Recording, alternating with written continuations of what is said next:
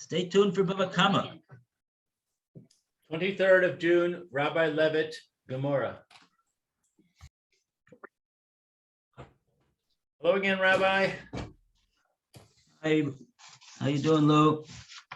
Baruch Hashem, how about you? Baruch Hashem. Okay. Oh, so,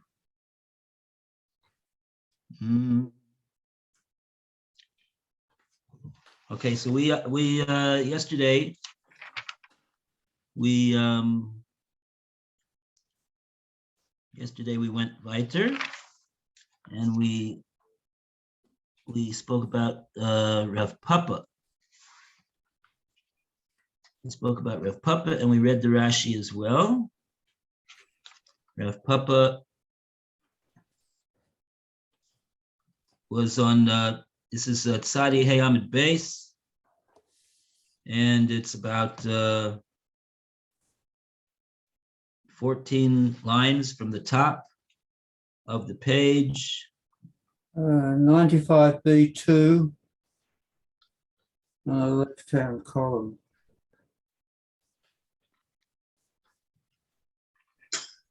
I can't get my computer. Phil. Yep.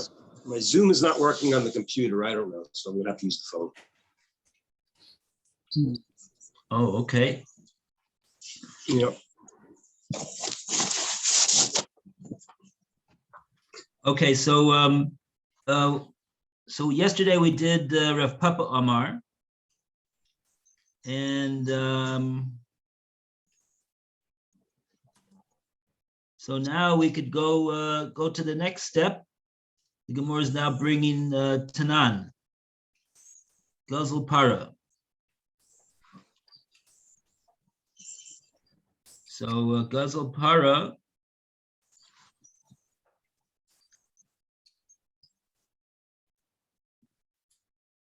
is Gazel Para can be, it's just a couple more lines down on the page. It's about halfway down from the top now. And the first word in the line is Lishlish, Ulravia, Udashakil, Gazlan, and then we go to Tanan. So we're starting off today with Tanan.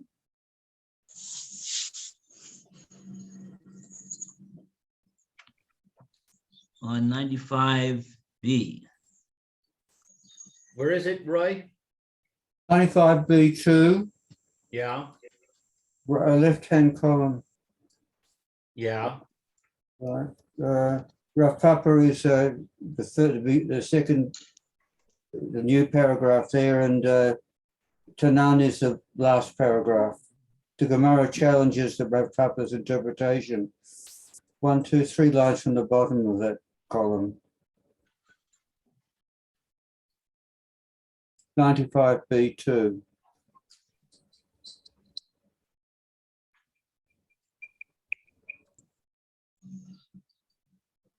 Okay. Okay, Roy, you want to read? Okay. Tanan, we learned in our Mishnah. Gazel, just a minute. Just sing here. Gazel Para, Venisa Ra, Echelon, Violda. If one stole a cow and it became pregnant while it was being held by him and it gave birth, Rachel Venitana or Ugazaza, or a ewe and it became laden with wool while it was being held by him and he sheared it. Meshalem Kashas Hagazila, he pays at the time of the robbery. He pays it at the time of the robbery. Yalda Ain, this implies that if it gave birth, Yes, he acquires the calf. Lo yalda hadara ba'ana, but if he did not give birth, it returns as it is to the original owner with the fetus it is carrying. Bishama, the Rav Zevid, now as well, according to Rav Zevid, Amar Shabach Sha'al Gaber Gazala, the Nigzal Havi Rabbi Yehuda, who says, Rav David says that the improvement that is still attached to the stolen article belongs to the one who was robbed, according to Rav Yehuda. For we can say whose authorship is reflected in this Mishnah, which teaches that the unborn fetus is returned to the original owner. Rav Yehuda, it is a Mishnah authored by Rav Yehuda. Elo de Rav Papa, the Amar de Gazaran, but according to Rav Papa, who says that even according to Rav Yehuda, that is the improvement that is still attached to the stolen article, belongs to the robber. Pa Mane, whose authorship is reflected in this Mishnah, Lo Rabbi Yehuda velo Rabbi Shimon. It is authored neither by Rav Yehuda or Rabbi Shimon. And they put that as is that so? Or a question like that? That's the Gemora. So the Gemora has brought here our Mishnah, the Mishnah on 93b, according to the Masoras Shas. You have a little letter by the word Gazal. This is the Mishnah that the Gemara is bringing over here. And what's happening basically is that the Gemara is asking a question on Rav Papa, based upon what it says here in our Mishnah. What exactly is the kasha? So the Gemara is making a inference from this Mishnah, which is against Rav Papa. What's the inference? The Gemara is saying that this that it says in the Mishnah that he stole a non-pregnant cow, and then it got pregnant, and then it was Yolda, and then it gave birth, all in the possession of the Goslin after he had stolen it already. Like that, the Mishnah says that the Goslin will pay according to the time of the Gezel, but the animal, since he gave birth, the Goslin will acquire the animal as a shinui. There was a shinui in the animal that was stolen, and he'll be able to keep that animal. But the Gemara made a diuk that it says that he made the acquisition specifically because the mother cow gave birth already. Yolda in lo yolda, but if the mother cow got pregnant in the rishus of the Goslin, but it did not yet give birth, hadra be'ena, then the Gemara makes an inference from the Mishnah that the Mishnah would hold that the Goslin would have to return the animal as is, a pregnant animal, and that poses a difficulty for Rav Papa. Why does it pose a difficulty for Rav Papa? Because Rav Papa said previously in that same case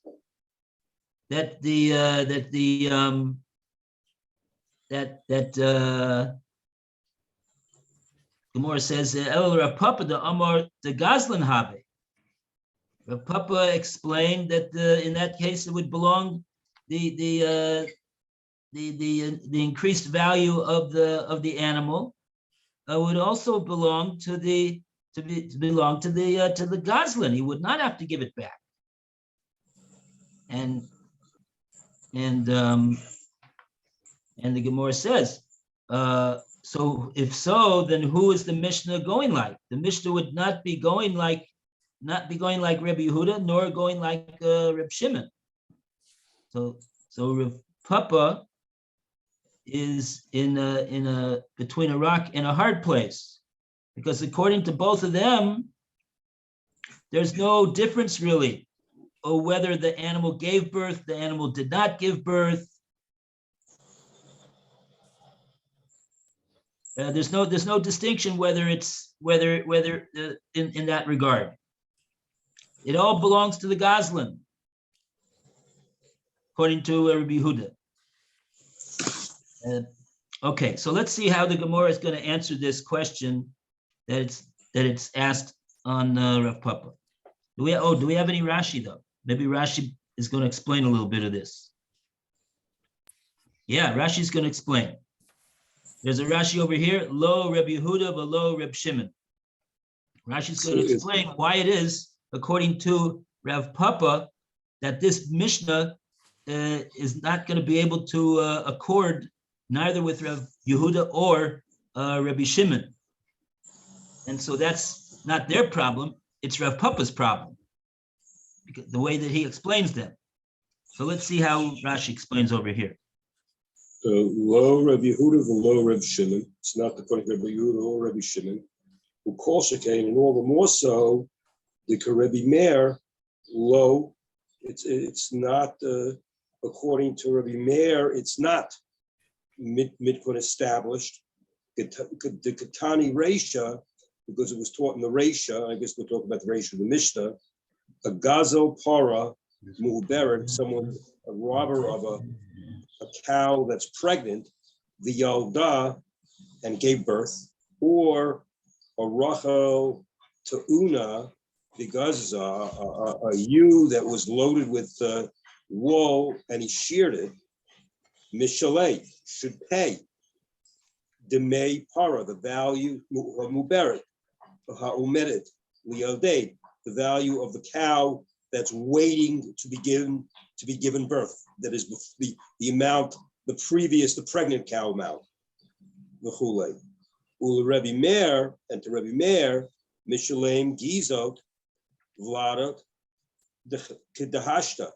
And according to Rebbe Meir, he should end up having to pay the wool and the Vlad as it now is.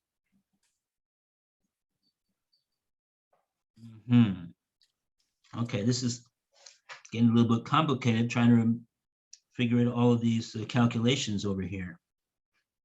But what Rashi is trying to do is he's trying to answer a question that you might have. The Gemara says here that according to Rav Papa, this Mishnah is difficult because it doesn't make sense, not according to Rabbi Yehuda nor according to Reb Shimon. But we know that there is a third Tana over here. Maybe it goes like Rabbi Meir.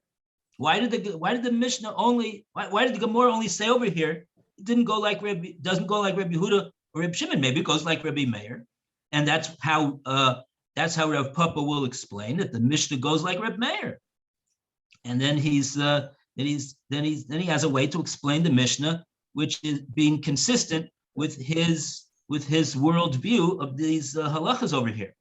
And on that, Rashi says no, that Rav Papa will surely not be able to say, because kol shekain, all the more so, the Meir lo metukma,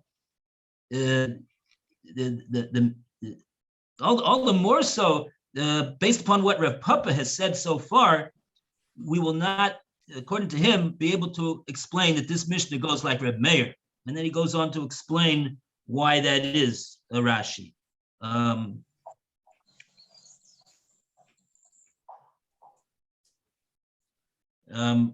Because in other words, Reb Meir, he's the one that threw the book at the Goslin.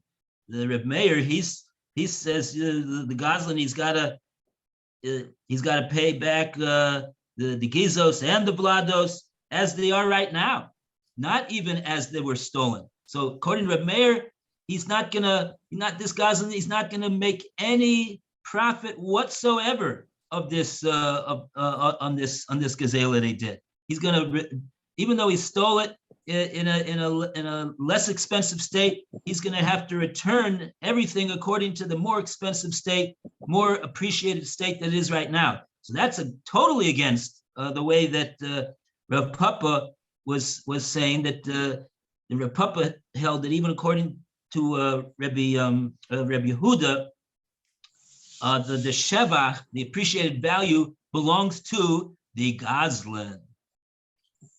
So surely this Mishnah that says this cannot go according to Rebbe Meir.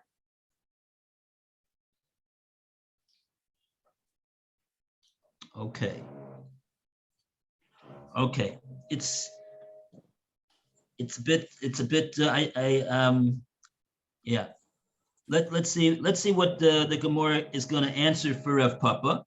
Gemora is going to give an answer for Rav Papa, and we'll see if we can understand it. Who wants to read Amar Lach Rav Papa? Alan, would you like to read that? Okay.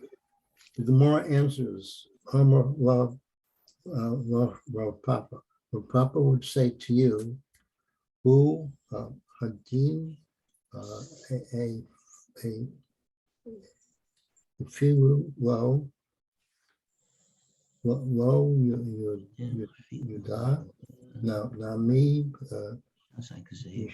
us Zayla who did shame. Although the Mishnah states that the robber keeps the fetus all wool that developed while the animal was in his possession, only with respect to where the animal gave birth or was shorn, the same applies even if it did not give birth or was not shorn. There, too, the robber pays only as of the time of the robbery to keep the unborn fetus and the unshorn wool for himself. Before the case or knee,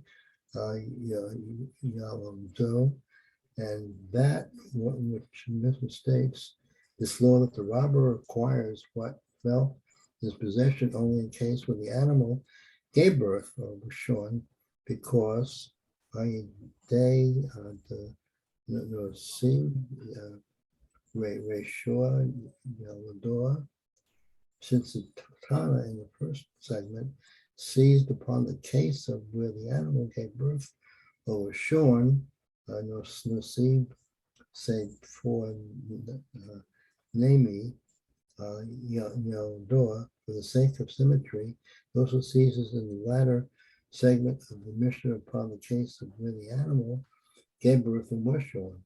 But the law would be the same, that the robber keeps the fetus of wool, which developed entirely in possession, even if the animal did not give birth or was not shorn. And the Mishnah is offered by Rabbi Yehuda, who indeed rules this way. Mm-hmm.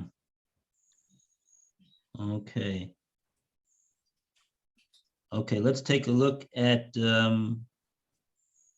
Rashi. We have a Rashi over here.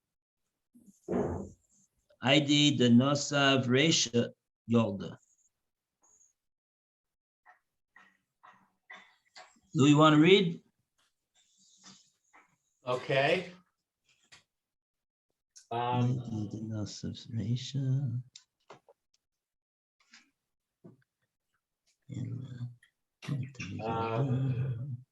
I lost the place.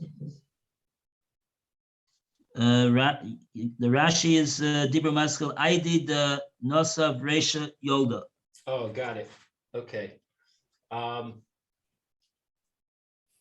La'ash mo'inan delo mishalem gizos uvlados kide hashta ella dame para haomedes liyalad liyalad nachnu nami seifa yalda. So I don't know what ashmo inan is. We learned. Ashma'in, and we hear out. We hear Oh, okay. from, So we derive, in other words, yeah, that he does not pay for the fleece and the offspring because now, kidahashta, as of now, at its current value. As it is, literally it means as is right now. And it's referring to the current value of the gizos and the vlados.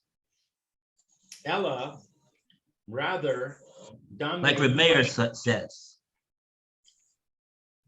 Yeah, sorry, Ella. okay, gotcha.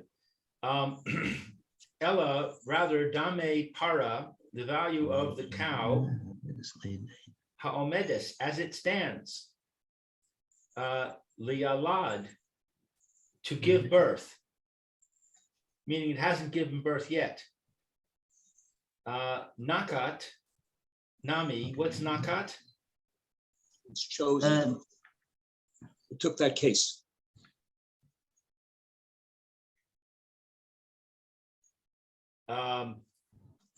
It took that case. Nami also, the seifa, the second part, yalda, when it gives birth.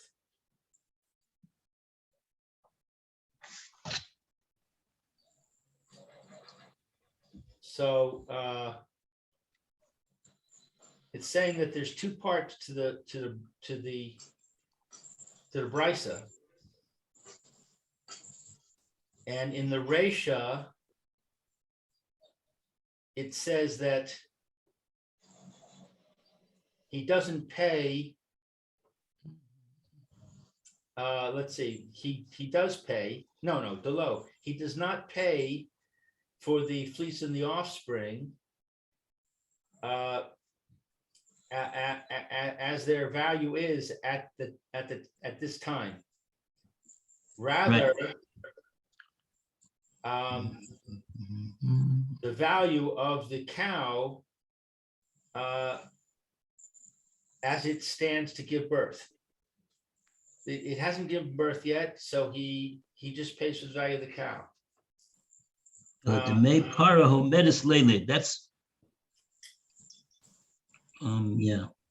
He doesn't pay for the value the current value of the shearings or the calf, but he would pay to make paro medis leiled. He would only pay for the appraised value of a para who is omedis leiled, who is about to give birth, but who had not yet given birth. So that's less.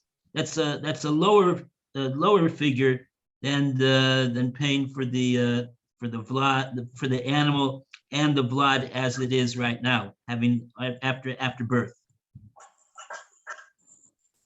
All right, and therefore, also in the seifas, Yalda, when it gave birth. Nekadami seifa Yalda. Therefore, the brisa, the seifa of this Mishnah, which is what the Gemora just got through making a inference from, also used that same case of Yalda. Yalda meaning that the cow gave birth already? Yeah, that he stole an animal that was he stole an animal and it gave birth in while it was still in his possession, after he stole it. It had already given birth. So In other what we're words, saying, since it considers a cow that already gave birth in the Resha, it also considers a cow that had already been given birth in the Seifa? right, and therefore, that was the only reason why, in the case of the Seifa, that's the only reason why it mentioned the case of Yalda, that it gave birth. But it's not like the Gemora wanted to infer from the Seifa that that specifically because it gave birth, that's why the Goslin would be Kona the Vlad. But otherwise, if the animal had not yet given birth, so then the Gemara wanted to infer from the Mishnah that the Mishnah would hold the Hadra Be'ena, that the Goslin would have to give the animal back as is, and then he wouldn't get anything. Then he wouldn't have acquired the animal because it became pregnant in his possession. So that's what the Gemara is saying over here. Amalak Rav Papa would push away the diuk, the inference that the Gemara has made over here. The Rav Papa would say, even though it's true that the Seifa talks about a case of Yalda, that the stolen animal already has given birth to the calf, and the calf is already born. Rav Papa will say, but that's not critical to the Seifa of the Mishnah. Huadin afilu lo yalda. It would also be the din would also be the same if the animal did not yet give birth. Nami kashasa gzeilahu de mishalim. He's going to pay according to the time of the gezel, and therefore, what would that mean? According to Rav Papa, like Rav Papa says, that the appreciated value of the fetus, even if it was not yet born, the Goslin would acquire it. Not like the Gemara wanted to suggest from the Mishnah. And if you'll ask, but so how can you push away that deal, Rav Papa? The Gemara made a good deal. It said Yalda.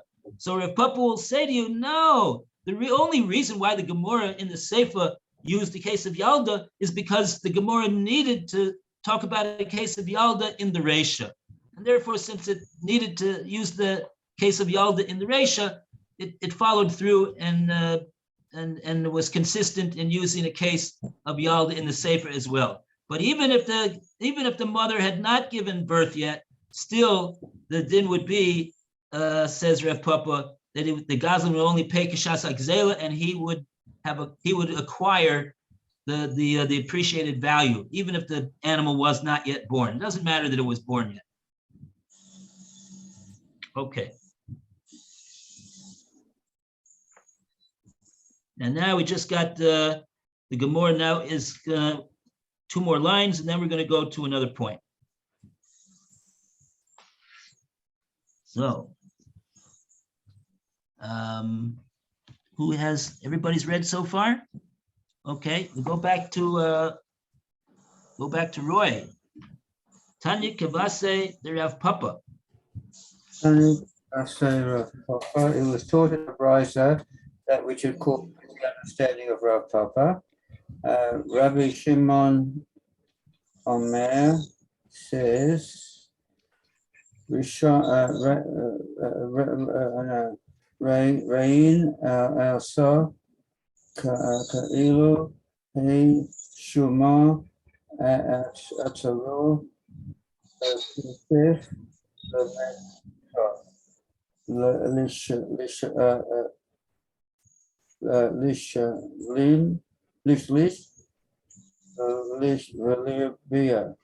Review it as if it were appraised in cash. What's that? Review it as if it were appraised in cash. we view it as though it was appraised in cash. And placed by him for a half, a third, or a quarter. That's good. Okay, so this what the Gemora is saying over here goes back to what we said yesterday, the way that Rav Papa explained Rabbi Yehuda and Reb Shimon. He explained differently than Rav Zvi did. He said that both Kuli Alma Shevach She'al Gabig Zela de Gazlan Habig. The appreciated value that is still on the animal has not been shorn off. It has not yet been born. It's still on the animal. That was they both of them agree. They agree in that case that it belongs to the Goslin. But what they're arguing about is this matter of Mexda Shlisha Revia. How much are we going to give the Goslin over here?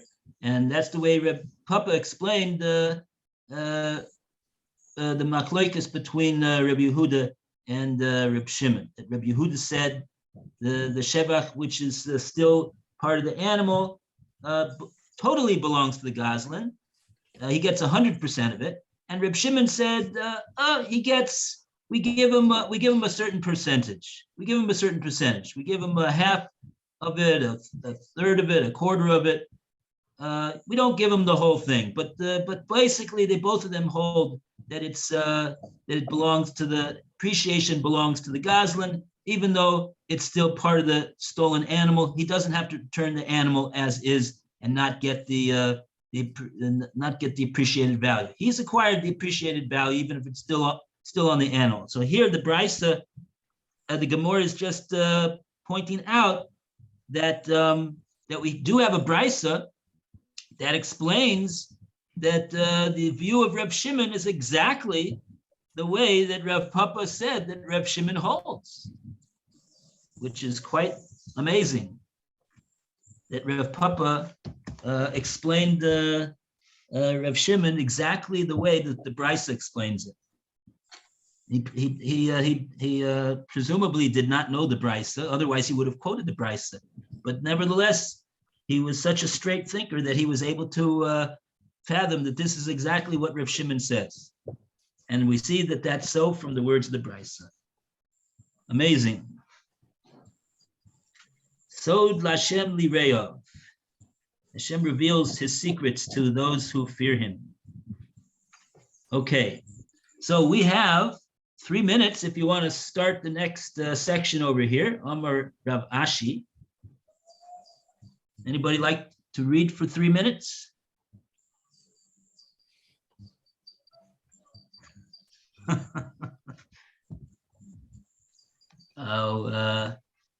Should I call on somebody, or what should we should conclude early today? We get a early break today. I think we should start. I'll read. Okay, good. Amar I'm Rav Ashi. Rav Ashi says, Ki Chavinan B Rav Kahana Iboya Lan. Okay, when the Academy of Rav Kahana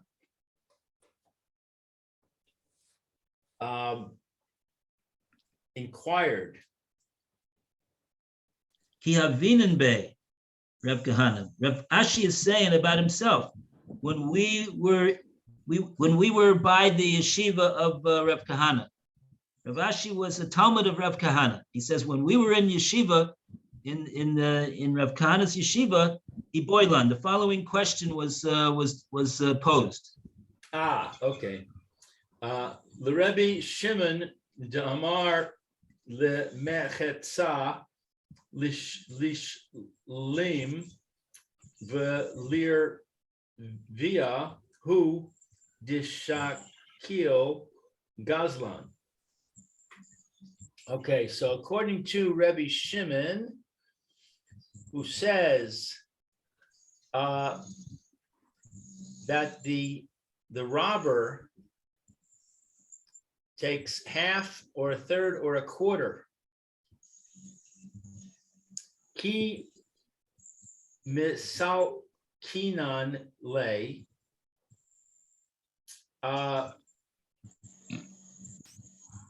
When we remove him,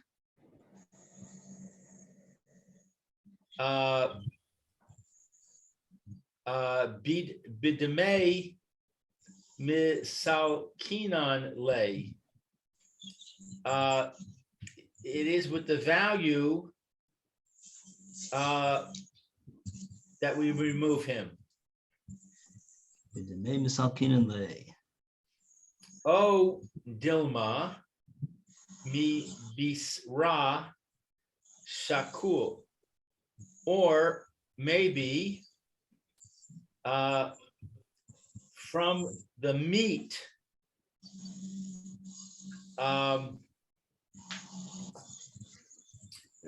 He takes from the meat. Right. So this expression ki misal kinan lay. In other words, we're asking according to Reb Shimon. Reb Shimon says he's not going to take the whole full 100% of the appreciated value of this animal, the gazlan, according to Reb Shimon. So they asked, so what are they, practically speaking, how are they're gonna give him a half, a third, a quarter? How are they gonna give him that half? Are they gonna give him that half in damim? Are they gonna give him that half in the busser of the animal? What are they gonna do? How are they gonna do it? In other words, they're gonna basically be returning the animal back to the owner. But they're going to be giving the gazlan a certain chelik for the appreciated value that he acquired. So how do they do that? That's what they're asking when they say kimisal kinanle, when they're going to remove, so to speak, the gazlan from his possession of this animal, this stolen animal that's muberis, that has appreciated value on it since the time that he stole it. Okay. So maybe we give money and maybe we give meat. Yeah. Does he get from the animal itself, or do we sell the animal and we give him a certain percentage of the proceeds? Okay. Yashikoya. Take care, be well. I hope to go away. Have a great day. Shabbat shalom, and hopefully I will see you after a couple of weeks or so. So if I get. Oh, okay. Enjoy yourself. Thanks. Have a good trip. Yeah, And A safe trip. Keep it safe. thanks. Okay, Bye. Thanks. thanks. We'll see you.